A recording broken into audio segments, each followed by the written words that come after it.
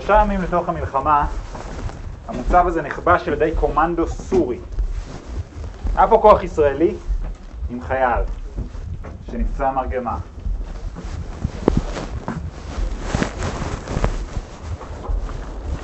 בזמן שהכוח הסורי משתלט על המוצב, החייל נשאר פצוע, והכוח הישראלי חושב שהוא מת. הם השאירו אותו באחד הכוכים, ממש כאן. הסורים כבר פה. החייל מתעורר. הוא מתחיל לשמוע מסביבו קולות. מבין שננטש.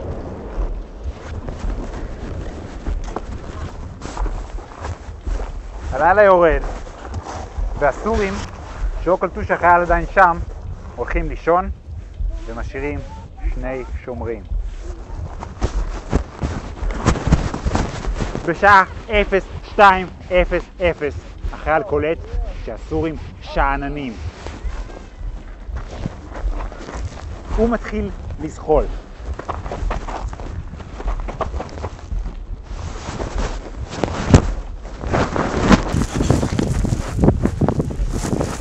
הוא מזחל מאחורי החייל הראשון,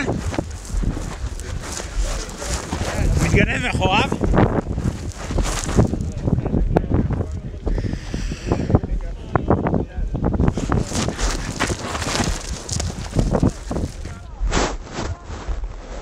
הוא מתרומם, מתגנב מאחורי החייל.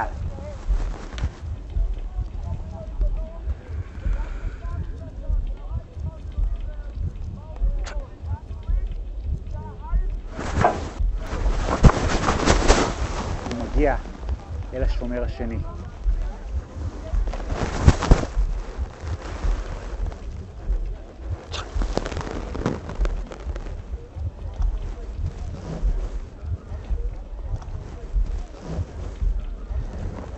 עד הבוקר, כשהסורים היו צריכים להתעורר, כבר לא היו להם גרונות.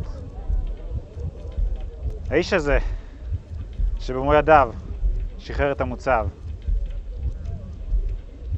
הוא היה אבא שלי. מה? כן. הוא היה אבא שלי. מה, אתה צוחק עליי? לא? תגיד, מה הקטע שלך? זה הסיפור על אבא שלי. שמע, אחי, אני כבר 20 שנה מדריך פה, זה הסיפור. אז מה, לקחת את הסיפור על אבא שלי והפכת אותו למורק על אבא שלך? זה שמעון בנטל, אבא שלי, שכב פה כמו כלב והרג במו ידיו את הקומנדו הסורי. כולם יודעים את זה. הנה, פה יש צל"ש. זה צל"ש שאבא שלי קיבל על הגבורה שלו במלחמה. וואלה, גם לי יש כזה, הנה, תראה. גם לי יש כזה. זה סתם האות של המלחמה.